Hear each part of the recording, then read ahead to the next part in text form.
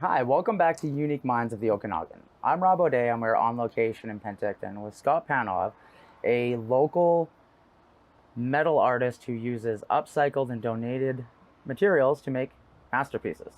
How are you, my friend? Good, Rob. Thanks for coming today. Thank you for having me. Well, let's get right in right away with who you are, where you're from, and how you got into metalworking. Well, my name is Scott Panov, born and raised in Penticton, British Columbia. Got into metalworking through, I'm a collision repair technician by trade. That exposed me to working with metal in general, and over time there was little projects. It's like, oh, someone's birthday, maybe I'll make something, but I never really put a lot of thought into it. And then around, it's about 9.5 years now, I got divorced, and around that time I just got an idea in my head to make this little goalie guy. I should have brought him up. Nuts and bolts, pretty simple. I saw a couple things in the shop and it just inspired me, and then once I did it, it was like, this doesn't look terrible. Like I actually had the proportions not too bad, the positioning of the like all the appendages and all the rest of it. And so I worked a way to kind of perfect that and did a few different poses, and then it just kind of took off from there. It took a life of its own. It was, seeing some stuff online. A huge inspiration has been a lot of the other artists out there, looking at what people are doing, and quite honestly, this might not sound super nice, but trying to do different things than others are doing, because there's a lot of repetition out there in this. The people post like making a shovel with this and that and everything else on Pinterest or whatever, and guys are doing that kind of stuff. I'm trying to like go a step above that and really challenge myself,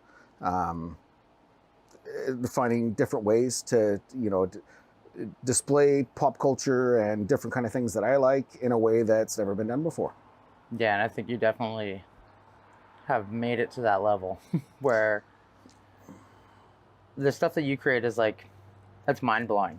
And not only mind-blowing, but it also has like a niche market in some aspects where, like, if you're a hip-hop fan or you love rap culture, like, there's a lot of things that you've built within that artistic industry that is mind-blowing to me, like the Wu-Tang sign and the bee and the Run the Jewels hands, like those things that you've created, and then you do so many other unique creations that are just like, the way you say you're pushing yourself, it's definitely, that's like the artist in you. I feel that is like, even the 2-year difference that since we've spoke last, it's crazy to see the evolution of your artwork.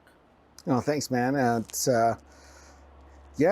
just continually looking to challenge myself, which is at sometimes a detriment, because I'll get into a piece and it'll be like that's where I love Lego on the side, is because like Lego comes with instructions and I can sit down and just follow the instructions and still get that kind of same sense of gratification. Mm-hmm. But like working on this stuff, I got to drop the instructions in here.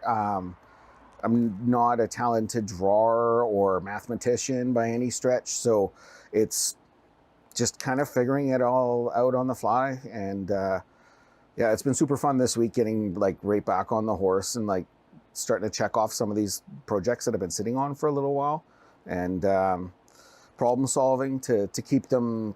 One of my favorite things was we had done the art walk. I want to say this was last fall, and there was a fella that had come in and was looking at a few of my pieces, and he's like, I'm a fabricator and I can't figure out how you did this. And like that to me was like the most unreal compliment, because somebody who actually does this stuff for a living was looking at it going, how did he do this? And it's the kind of thing I go for. Like it's that's what I love about art, is just like, how did they think of this? How did they, and so just trying to get that wow factor out of people. I guess it's super rewarding to be able to actually show some stuff now, like, and see people's reaction to it. Right. I mean, the bee alone, like when you showed us the bee that you finished, or the wasp that you finished last time, it still sticks in my mind because of how intricate it was, and then what it was made from. So it's not like you're like buying pieces of metal that are specific. Like you're breaking things down and recycling and finding things and upcycling things and creating these masterpieces is the only word that comes out. Like, I've never seen somebody do the level that you do with upcycling. I don't know. It's just whatever pops into my head and what's inspiring me in life, really. Like, that's been the driving force. Like, whatever's going on is usually what sparks the imagination. And sometimes it's like you said, just seeing the piece in the shop, you know, and it's just like, that's what that's meant to be. And then it turns into that. I always find that's funny that you were mentioning, like, if he like cuts certain pieces, because the art style that you do, I find very like. Do you remember Art Attack? Yeah. The TV show where he would like build those giant cool murals on the fields and stuff. Like, and he's just taking these random pieces. And like, I love that show when I was a kid. Right, yeah. and that's how I feel. It's like you're finding these like, oh, that's part of a rib cage, and like that's this, and then it just turns into this giant, beautiful piece of work. I'm like curious. Have you ever thought about doing those, like, you know, those ones where they're like at a distance you see, and if you're at the right angle, it creates. Yes. Like, those things are so insane. I don't know what they're called. Optical illusions or something. I don't really know either. But yes, I actually have an idea I've been sitting on for a few years now, where I want to make like an abominable snowman in my front yard, and do it all of like slats. So like, to look at it dead on, you wouldn't really like, or even driving by, I'd be like, what was that? But when it snows, and the snow collects on each little ledge, and then it'll come to life, and you'll see that it's this abominable snowman. That's so cool. And yeah, as soon as I thought of the idea, I was like, nobody steal my idea. Here's a record right here that it was mine first. I think it would take a really. There's gonna be a lot of trial and error. Yeah, I think it would take like a very like probably it's your idea, so I feel like the motivation behind it being your creation versus somebody being like, oh, it's a good idea, I'm gonna try it. They're gonna be like, no, I'm not doing this. It's way too hard. It's gonna be interesting because you're gonna have to space everything just right so the snow collects on each one. Because if you've got like one plate sitting on top of another plate, that bottom one's not gonna get the snow. So everything's gonna have to be like offset a little bit. Slightly shifted, yeah.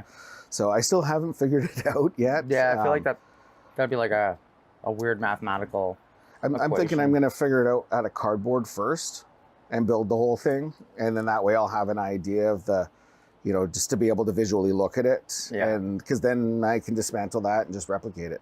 So yeah, I find that's honestly like, I've got a drawer full. Like, that's my main medium is building out of cardboard. And then I just transition it to steel. That's crazy. With the like creation process, how do you find the right pieces? Because like 2 spoons can be made out of different materials, right? And that can affect the way you're working with it. Yeah, it's or like different steels. Like, does that, when you're working with it, are certain materials harder to work with? Oh, for sure, because like you've got like in ferrous and non-ferrous metals, so either like iron rich or non-iron rich. So I can't weld to the non-ferrous metal, so your brass, copper, things like that.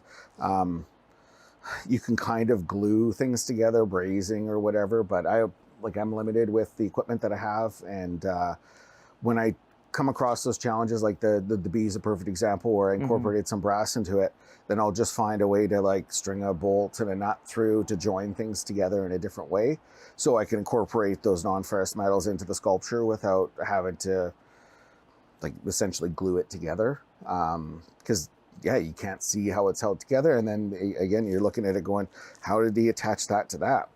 When it's all hidden up under the inside, it doesn't really matter. It's just as long as it stays there. Yeah, that was the one thing that really was like, I think why the bee stands out to me is because like you could not see how it was put together. And that's the thing, is it's like there's tons of metal artists out there who do little like knickknacks and things like that because they're easy to put out and produce. But I feel like the fact that you push yourself with like these Mario themes and like the thwomp is probably one of the coolest things I've ever seen. And it's just like, it's huge. It's like, it's a solid piece of metal, but it's so detailed.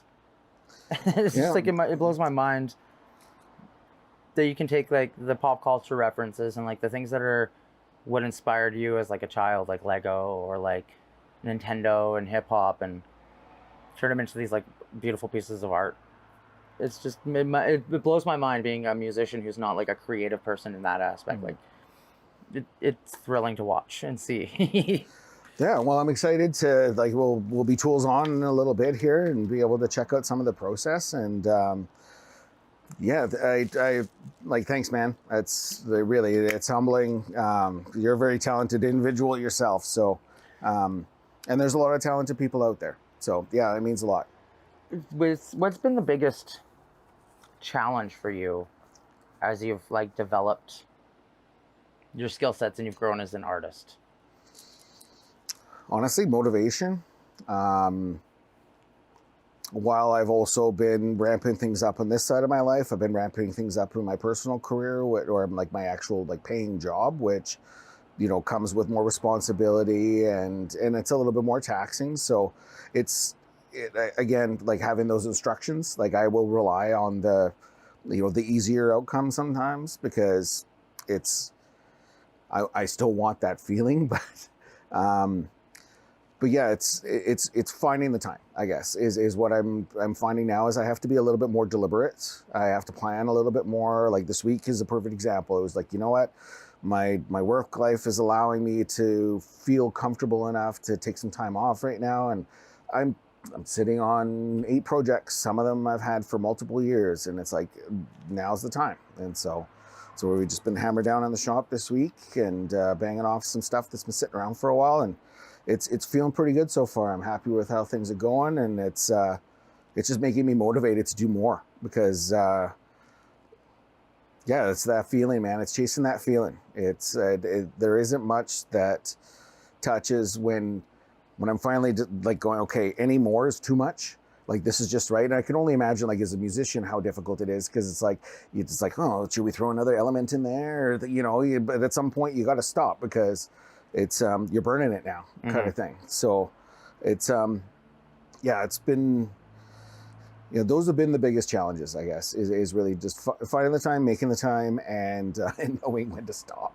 I've got plans for a couple larger sculptures down the road, and yeah, you're starting to involve crane trucks and stuff like that, and it's got to hold together too, because you got to yard on that thing and get it in the air. You can't have it falling apart. It's gonna be interesting once we start going down that road. But the one there that I've got, that's kind of I haven't been able to let go of the idea, is to do the piranha plant, but like an 8-foot tall version of that. Be so heavy. But I've got like the barrel, and I've got like a what I can use, like it's a planter basket that would be like a perfect stencil to make the bottom and top of the head. And okay. I've got most of it mapped out in my head. It's just finding a way to make the leaves not sharp, because they typically are. Because if you got something that scale, and if you were to put it down, say a lakeshore or something like that, it's got to be safe for people. Yeah. But yeah, that's probably still a few years off. But I've got some of the parts set aside, and it'll start getting worked on at some point in time. I can imagine that'd be a hard one to gather pieces for too. Oh, so much that would have to go into it. Well, I think most of it I can build out of scrap and just make it look like I didn't. I mean, that is true. You do have the skill set to do that. Like by the time you get, like, the domes don't have to be perfect. Yeah. Although, like, maybe I'll be able to source something where I can get like a giant propane tank and cut the ends off of it, or who knows it. Right. It's gonna give it some time. That seems to be kind of like you said, if things get sat on, eventually the right things come along, and it's like, okay, here we go. I've been living by the universe drops it into your lap when you need it. 100%, man. That's like been my thing this year. Is just, if it's there and it's presented to you, go with it. If it's not, then don't. And put it to the back burner for a bit. Life has a way of putting things in your path when the time is right, for sure. And I don't find that this is any different. It's just, whether it's people or situations, and even when they're bad, sometimes that ends up being something that helps you turn into a better person. And I feel like failure is the best thing for any artistic person. Yeah, I think just for people in general, I as a hockey player, I always learned more from losing than I did from winning, because you're having to sit back and self-assess and what could I have done better, what went wrong, what went right, did I try hard enough, like all these things. You're holding yourself accountable, and yeah, when you're working in the arts, if you've got a picture in your head and it needs to be that, yeah, it's humbling, for sure. Like that's why I keep the wall of shame. It reminds me to stay humble. No matter how awesome something is, I still mess that up that time. And yeah, it's good. It helps drive, wanting to do better, I guess. It's and it makes the successes that much more sweet. And when you're sitting back at the end of the day and you're like, oh my God, I don't think I could have done any better at that. Yeah, it's a good feeling. There isn't much that touches it. Yeah. I like to relate that feeling to like when I was doing landscaping, and we're like running our own company doing landscaping, and then you start with a project and it's just dirt and rocks on a yard, and you show up, and by the end of it, it's just this like oasis. You're like, it's a good feeling. Yeah, no kidding.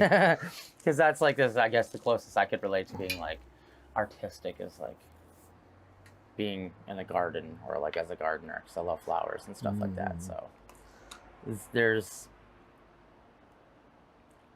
the thing about artists that I really enjoy is I've never met two artists that are the same, whether it's they do the same discipline, or like everyone is so individually unique. There's two people who paint the same style are just so different, and like you see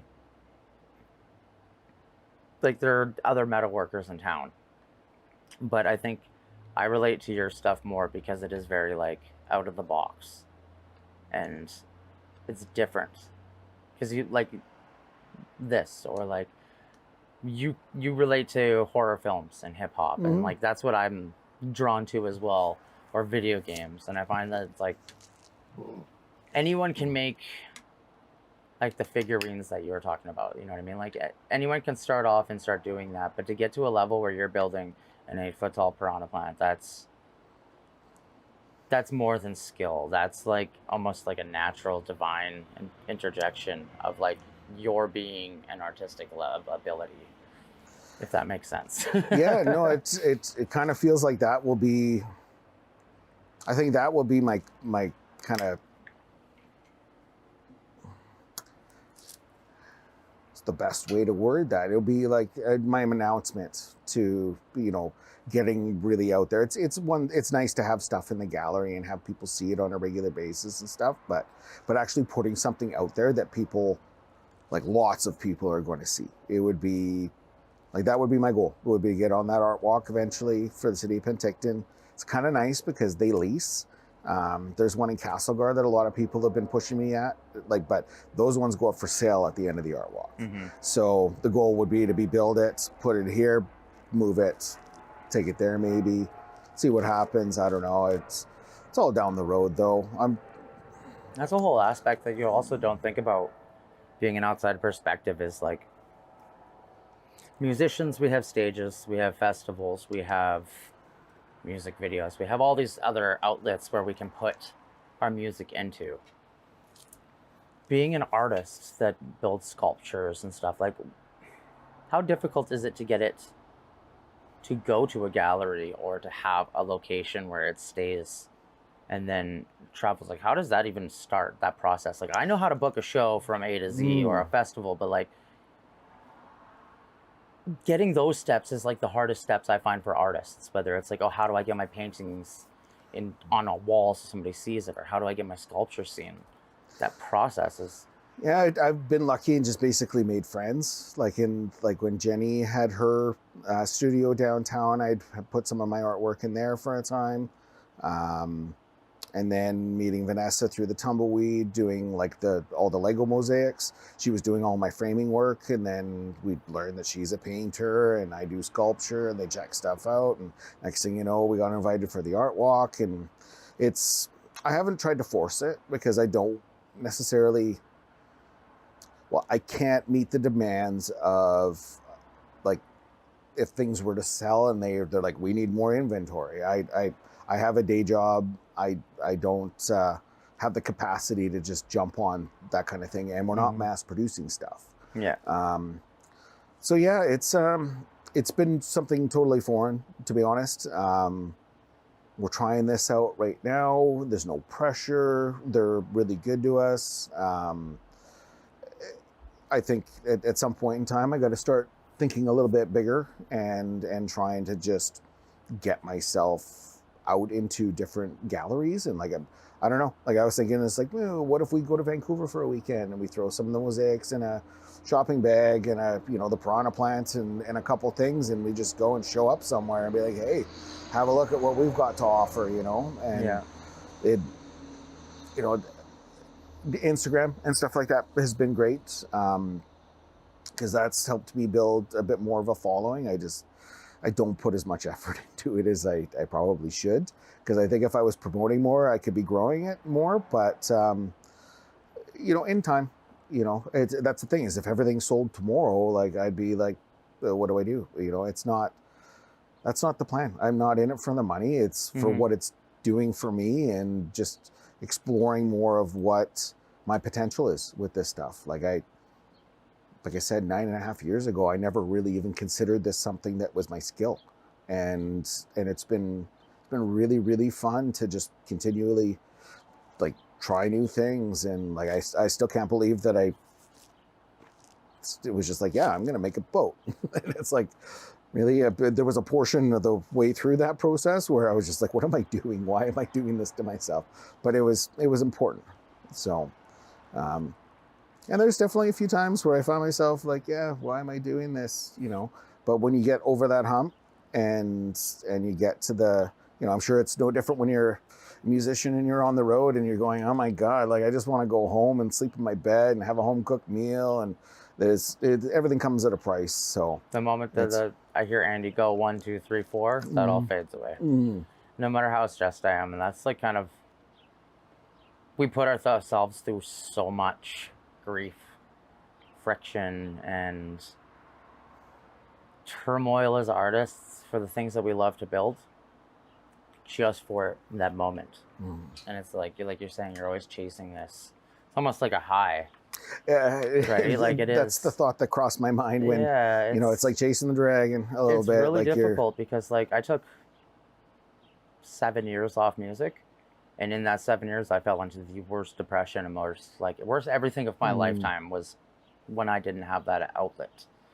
And now that I've realized that, like, I need music and I need, like, film and I need to be creative, and it's like, the moment that clicked was the moment I was like, that's what I need to be doing with my life.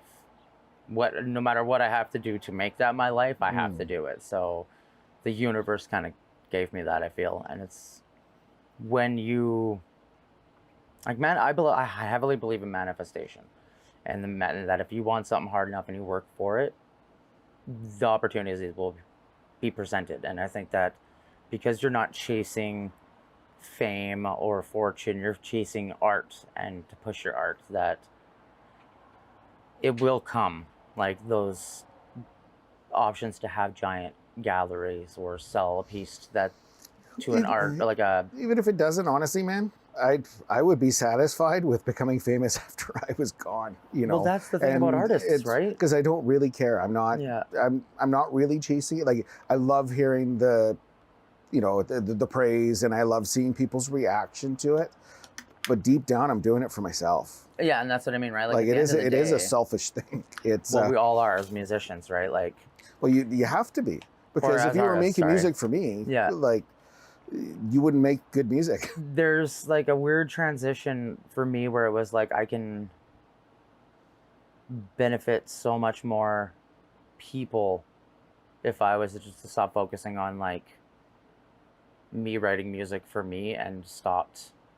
This is just personal though for me too, right? Like, being a musician, it's like I was saying, it's like a duty where I feel like I have to inspire a younger generation, or like leave a message that lasts, because it is like that auditory thing where it's like I can only say so much and it's not going to last 100 years down the road, right? Like I have my lifetime to say it. And then hitting 35, interviewing Andy and Laura Lee from Down the Lees. They're both in their 50s. And Laura Lee and Down the Lees is just starting to go, you know what I mean? So it's like, you're never too old to find your passion or what you're good at and to just go full bore with it. And I think that you found it at 35 is super inspiring for anyone who's like stuck. I was like, what do I do? I'm 35, 40s, and like I'm tired of what I'm doing full time. It's like you can still find your passion. Well, and even the Lego mosaics, I didn't figure that out until I was 45. Right. And it was just like the first time I tried to customize one, and it was like, that actually turned out pretty good. And then I went on to build like 14 more that year. And it was like, that was my focus. And now it's like, it's something I've embraced, is like, that's going to be like moving forward. It's going to be a mix of this and that, because I just sorted through 12,000 pieces last night. And I just bought a lot of plates off of a guy down in Chilliwack. One of my staff that I used to have down there went and picked them up for me, like 20 base plates. And it's just going to take off through that now and just keep building that out. So it's finding, if you'd have told me 10 years ago that this is where I'd be at, I wouldn't have believed you. 10 years ago, like, you're going to be building Lego mosaics and metal. If you show me a picture of the piranha plant or this or anything else, I would have been like, you're kidding. Like, yeah, I didn't, so you're 100% right. You don't know until you try something new. And that's a big thing in life, is just try new things. Don't be afraid. Don't be afraid of failure, like you're talking, because when you have those failures, that's when you learn something. You learn something about yourself. You learn something about that process, and you can't let it discourage you. You gotta just get back on the horse and put your mind to it, and sometimes walk away for a while and find something else to focus on, and just let it marinate in the background, because it comes around. And yeah, we're all capable of achieving so much. It's believing in ourselves, and I think that's what this process, these are things I didn't know I was capable of, and the more I surprised myself, the more I believe in myself. And it's cautiously. You have to be careful with what you're doing. Like, I can still wind up on the wall of shame today, but you just, I don't know, it's a process, man. It's a growth. It's like, I think that's where, like, even just the last time you were here, like between that time and now, like, I've grown so much as a person, just through the things that have happened in my personal life, dealing with some loss, different challenges at work. It's forced me to have to change and adapt. And and I think that's where a lot of people kind of will sell themselves short, where they'll just get stuck and they'll kind of find a happy spot that this is my safety zone, and I'm just going to stay inside this zone. And yeah, if we were all open to the love and support that is around us, if we're able to be a little bit vulnerable and put ourselves out there and share our feelings and thoughts and all that sort of thing. I'm plugging right now hard because it's June and it's Mental Health Month for men, and this is something that's near and dear to me. Yeah. I'm very open about being a person who battles mental health issues. And I think it's become like the biggest drive for me, like finding out that I had mental health issues. So. Well, when you're conscious of it, you can manage it. Yeah, well, like I had to fight. I had to put myself through counseling and do all that, like physically put myself, because like no one else is gonna do it, right? You kind of gotta. It's one of those, I hate to say it, but it's like one of those man up moments. It's like you gotta man up and go do it, dude. Yeah, I wouldn't be where I am today if it wasn't for the help that's out there. Yeah, and it's helped me to learn what I needed to about myself, to be a better man. Not be so hard on myself, manage my expectations of myself, and be okay with like taking time for myself. Yeah. Because sometimes, and openly communicating, like, with my partner or whatever, to, it's a balance. Like everything in life's a balance, right? Whether it's our diet or our hobbies or art or bills or whatever, right? Yeah. It's all keeping that balance. And yeah, life's thrown me a few curveballs, but it's made me a better person. And like it's reaching out for that help and working through these things is something I'll probably never see these people ever again. Thank you, all of you, if Yeah. you see this. Right. But yeah, it's there's a lot of knowledge to be had out there if you're willing to open your mind to different thoughts and ideas. And sometimes we can be narrowed onto what we see in our field of vision with the blinders on and everything else. And I very much look at life as like a giant pie plate. And perspective is from the outside towards the center. And as far as we can find ourselves around that circle, we'll never have all of it. Mm-hmm. I'll never know what a gay man has had to deal with, or like any number of situations out there that could fit on that circle. But I can do my best to try and see everything else that is available to me. And I think it helps me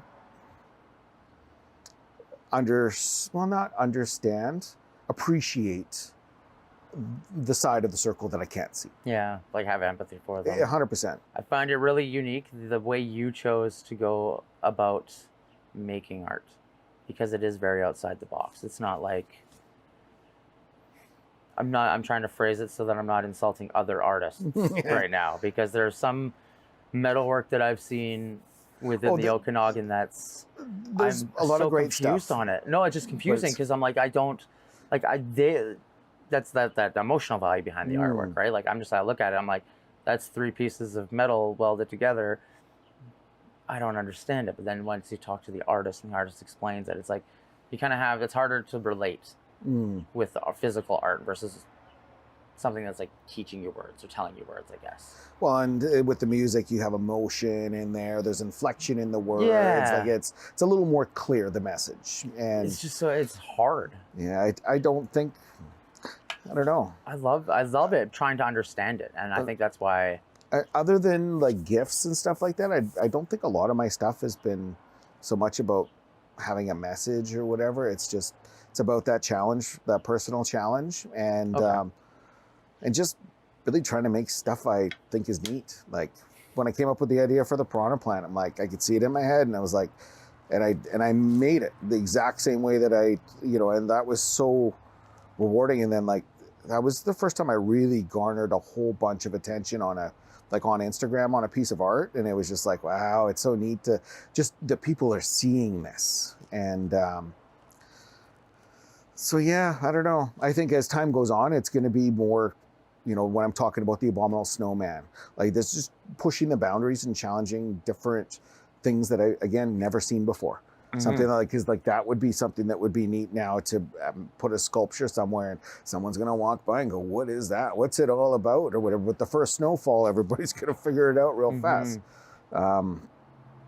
So I mean, like you went from creating like little statues of hockey players to now you're thinking like Da Vinci level. Almost, I don't know if I mean? it's... But like that creative, like I'm outside the box and like your brain's working on a totally different medium now than it was 2 years ago. And you can see it even in the way you're thinking about like new projects. And it's kind of cool because like that's that evolution of an artist. You're always evolving, right?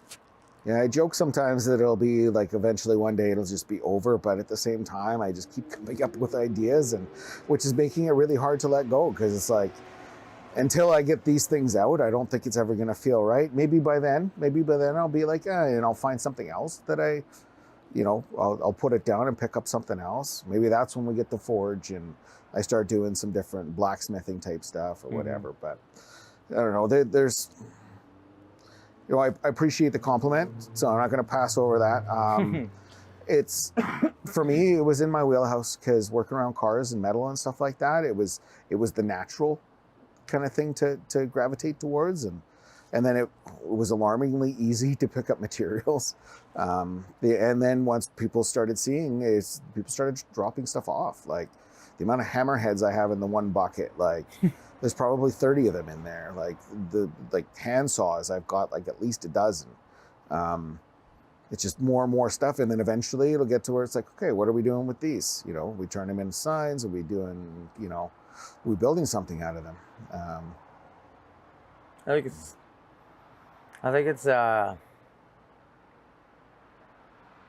beautiful to see passion in other people. I think that's what really like ignites my passion for doing what I do, if that makes sense. Because if you're constantly trying to, like you said, stay in the same area, it's stagnant. And like, I don't think you'll ever get to a point where you stop. I think you'll be like 90 and still puttering around and building things. You know what I mean? I hope so. Because you're always gonna have a new idea. Yeah, it'll just be, flying by the seat of my pants. That's the nice thing about not having any pressure. Is I can just kind of go at my own pace, do what I want when I want, and when the creativity grabs a hold of me, I'll just fly with it. Yeah. If you had any advice for somebody who is starting metalwork and wanted to get into it, what would it be? Gosh. Yeah, honestly, don't be afraid to fail. It's going to take a few tries. You're going to cut things apart and put them back together. Get some good magnets and use lots of tape to hold things in place when you need. And make sure you have a well-ventilated area. And and don't give up on yourself. Start small. Don't set your sights on the most difficult thing. Build the skill set slowly. Let it grow organically, because it will come. It just takes time. You learn with every little step. So awesome. So cool. That's right.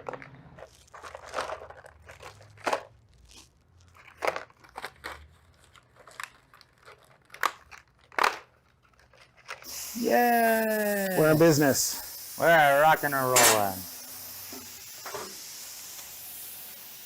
Okay. Let's have some fun.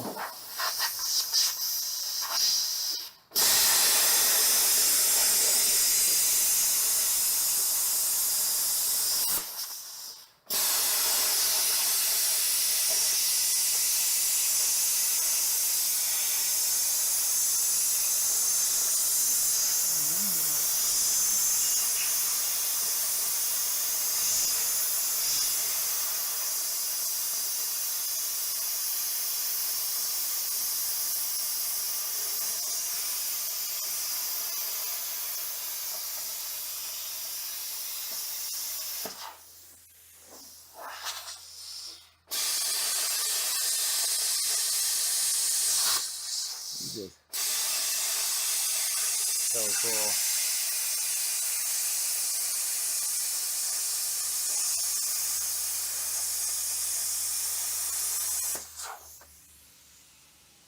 Not my cleanest line, but whatever. So giving it character. Oh yeah.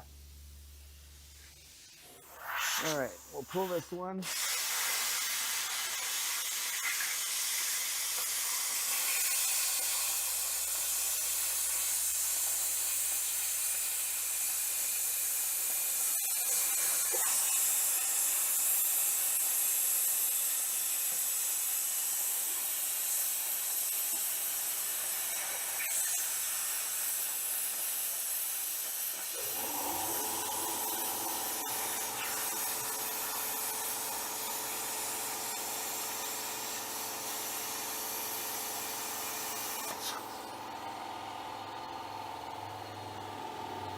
A little better.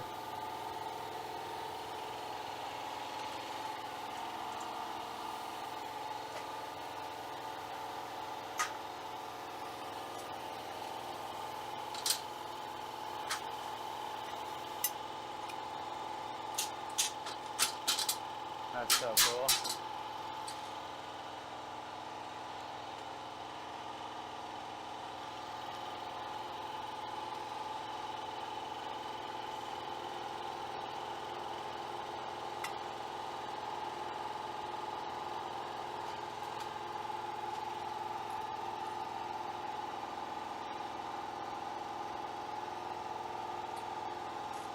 such a cool process to see. There we go.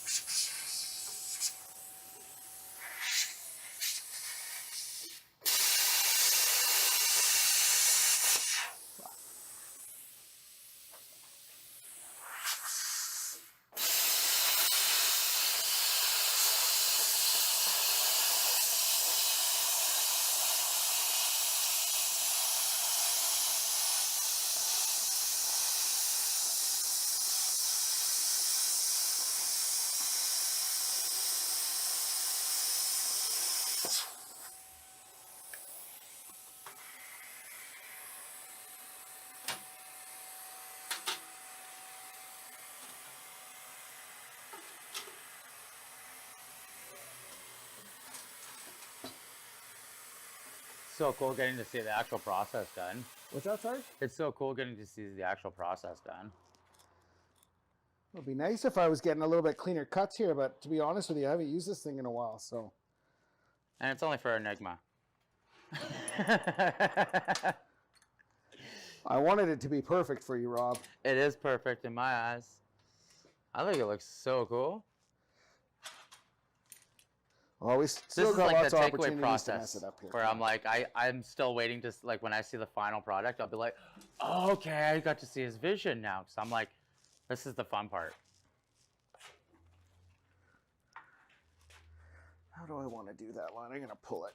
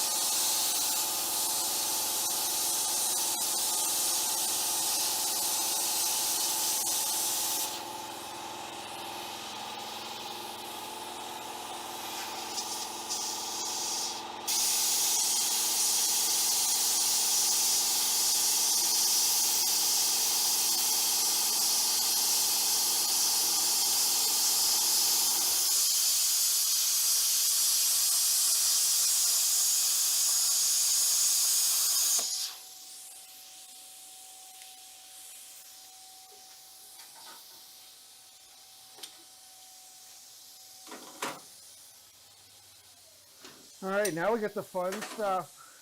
The no pressure zone.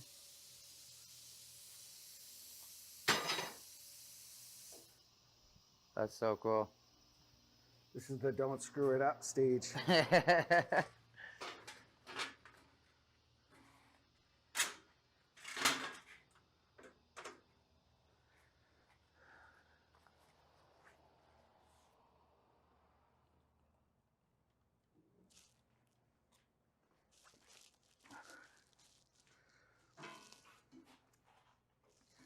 So yeah, all I'm really gonna do is just start pulling lines.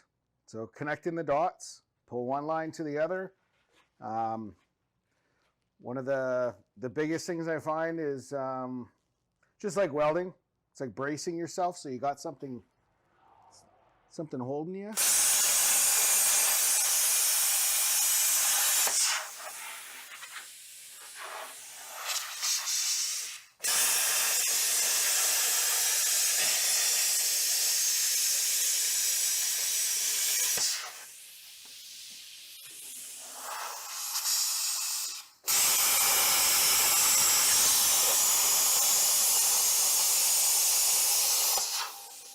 Sometimes it's just knowing when to walk away too, because it starts getting warm in a certain area, and it's like, I guess so, hey?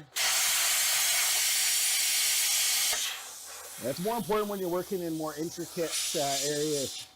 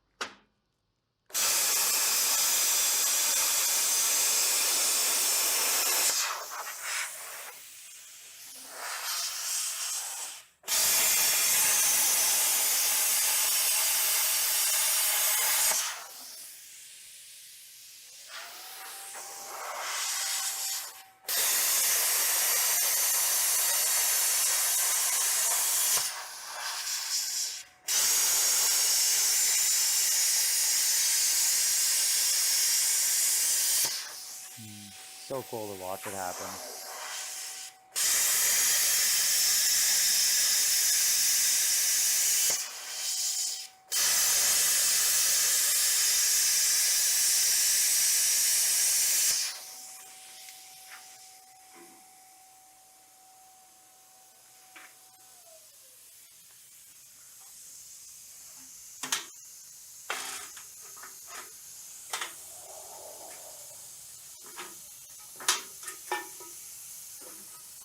Such a cool process to see.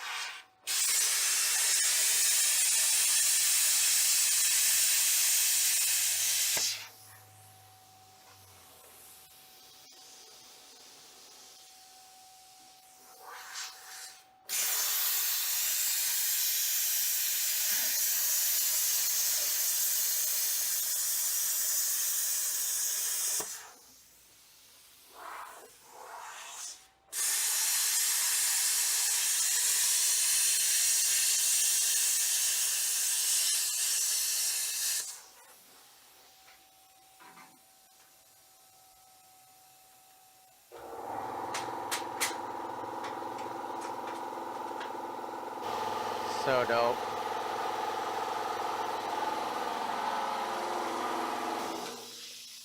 I don't know, it just comes down to, do we want to add to it a little bit? That looks so cool. I'm almost thinking we could, well, I don't know, it depends on what you want, but you could almost like... You're the artist, I trust you. Honestly, you know what I'm thinking, Rob? If you come to town often enough, I think what would look cool is if I actually went and I drilled 1/8 holes and I stitched copper. So it looked like it was stitching that up all the way around. And I've got the copper. That's so cool. I'm kind of thinking that would be...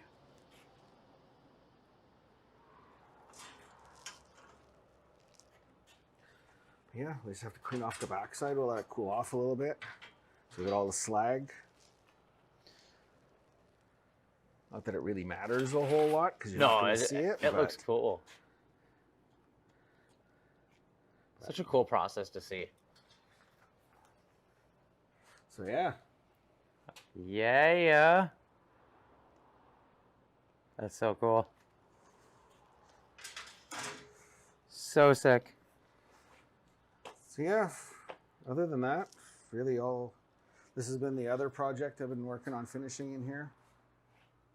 And this is the one you were talking about earlier. Yeah, I've been sitting on this, really, I said that in my Facebook post and everybody laughed, but anyways. Yeah, I've had this sitting around for like 3 years, and finally, like, I was getting these tiles that I was struggling with. So yeah, here's my process now, filling out the last few. Just filling in the gaps. I still got some more tape to put on for these few little spots here. That'll be a little guy going on. One of the neat things with this, or how I've been going about the process, is I have, where are they? Here. They're here. So I was actually making them similar to this, attaching them, welding them, grinding and polishing, so you don't see the welds. Okay. And then when I get to the next stage, when we start adding the spikes. Oh, yes. So now my center is not going to be tampered with because the welded steel is much harder than like actual mild steel. Okay. So I'm gonna drill through in the center so I can weld from the bottom side, and then the top side I'm gonna countersink down enough to basically rest them in there so they'll all sit like just right and perfect. That's so cool. So yeah, that's the next one that's on the go, and then yeah, this would be the other major one that I've got relatively close. Still got a little ways to go on it, but this is going to be the ramen bowl. The ramen bowl. So like you know, you ever seen in like Saskatchewan when they like pull it up in 40-degree weather and it freezes in place? So I've been working on building my ramen. I think I'm still probably going to need more than that, but I've got lots of copper. And then basically fill the bowl. We're going to have ramen up here. These I got to finish off into my chopsticks, which will be welded in place holding the ramen. Yeah. And then we're going to have a metal ramen bowl. That is awesome. So, because I'd never seen anybody do it before. No, So. me neither. That's hilarious. So this, what else do you have to do on? You just have a couple more pieces of... Yeah, I got a few more pieces of the, like, whatever you call them, the shell plates. Yeah, the plates. So I've got more, yeah, what, one, two, I'll do, probably leave that. 1, 2, 3, 4, 5 little guys. These ones will all just have like one spot to weld. So I'll just vice grip them on there, weld up that one spot, polish and finish. Try not to mess around too much or I'll damage it. Yeah. And then I got spikes to go on, and the underbelly kind of got figured out. Like this will be the loop for the head once I cut it, and then this still needs to be figured out. Like I gotta scale that down quite a bit, trim quite a bit of material to get it to fit. Like, cause it's, I don't know, I'm working from that. Oh, okay. So I got a little work to do to make that fit a little tighter, or I might even, by the time I get the spikes on this thing, it might be one of those things where it sits and waits for the next For a little bit, yeah.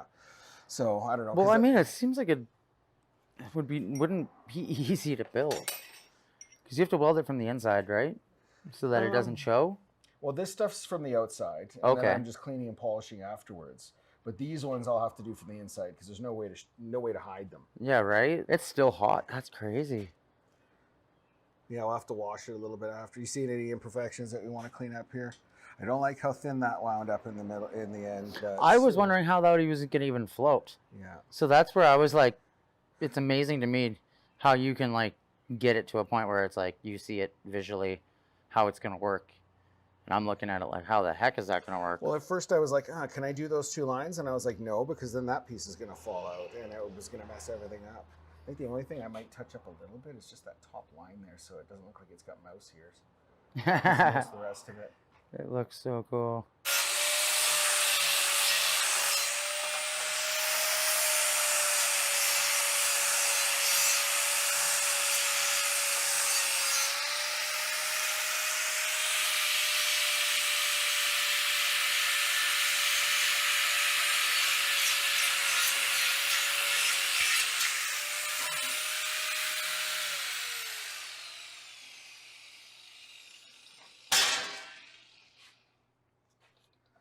To give it a little bit of contrast with the grinding different angles. Yeah, a little bit. Love it. I don't know, I might just go back over it and do it all in the same direction. So shiny now. It's crazy.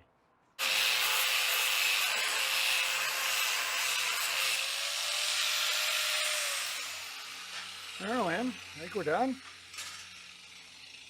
Looks so sick. Oh yeah. I got the cool sunglasses on. Well, I want to thank you guys for coming by. Massive thank you to Scott for doing this. This is mind-blowing. And I want to thank you for doing this, brother.